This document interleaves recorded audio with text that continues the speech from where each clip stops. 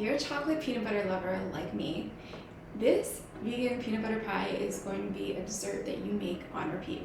It's rich, it's creamy, and you don't need any store-bought vegan cream cheese.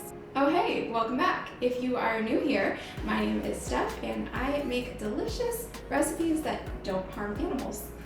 So if you love food and animals, you're in the right place. Let's get started. Okay, I lied. Before we start, I need to mention that this recipe is going to use a can of coconut whipping cream, and it needs to be left in the refrigerator for at least 24 hours, so you're gonna wanna plan ahead with this one. And actually, I found that this coconut whipping cream works even better if it's left in the fridge for several days ahead of time. So if you're like me, you can just buy a few cans of these and keep them in the fridge and then use them whenever you need them. I'm also going to soak half a cup of raw cashews in some hot water for 10 minutes to soften them up.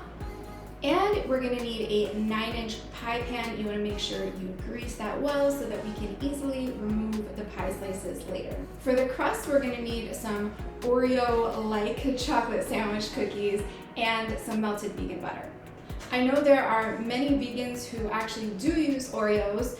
I usually prefer to use a natural brand, something that is actually marked vegan, just because the sugar in Oreos can be from a dubious source. They make no claims about where the sugar comes from. It could theoretically be processed using animal bone char, but you know, that's up to you which brand you want to use. Since I know that many people will use Oreos, I have tested both and there are some differences. So it's going to change the recipe a little bit depending on which brand you use. The biggest difference is that these cookies are bigger than the Oreos and they have more cream inside. So if you're gonna blend up your Oreos, you can just blend them directly in the blender with the cream and you can blend about 24 cookies.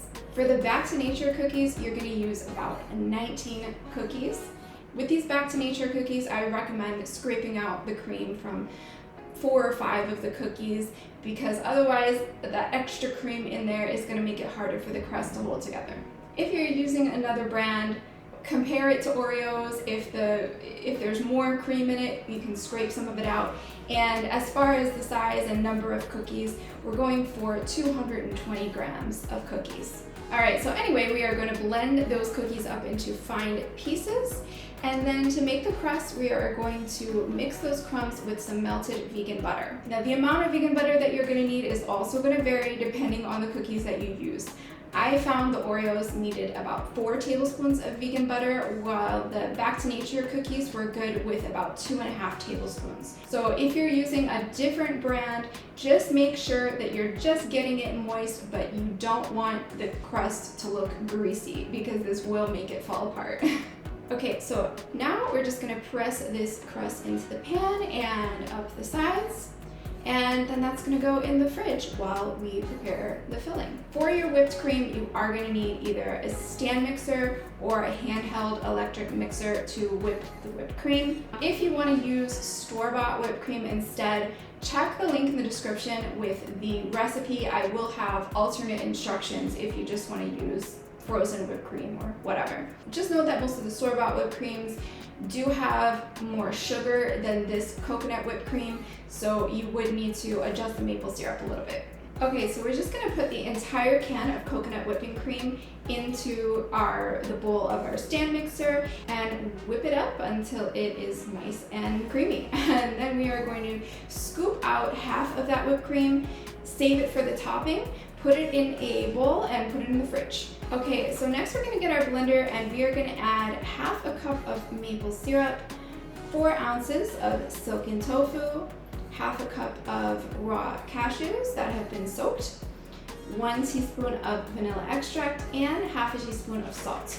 And you're just gonna blend that up until everything is completely smooth. All right, now we're gonna take the mixture from the blender, add it into the half of the whipped cream that's still in the stand mixer bowl. And we're also going to add in 1 1/4 cups of creamy peanut butter and a 1/4 cup of oat flour. And then we're just going to use the stand mixer's paddle attachment to get that all smooth and creamy.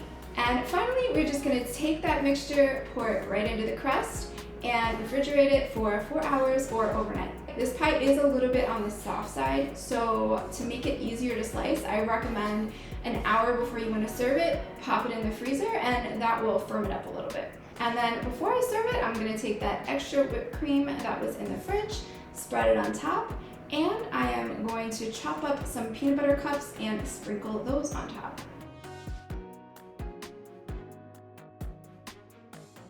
And we are done.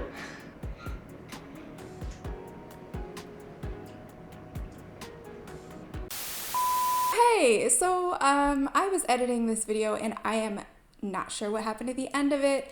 I have a theory that maybe the camera got a little upset because I keep eating in front of it and not offering it a plate. But anyway, if you make this peanut butter pie, please leave me a comment. Let me know what you think. I would love to hear it. And I will see you in the next one. Bye-bye.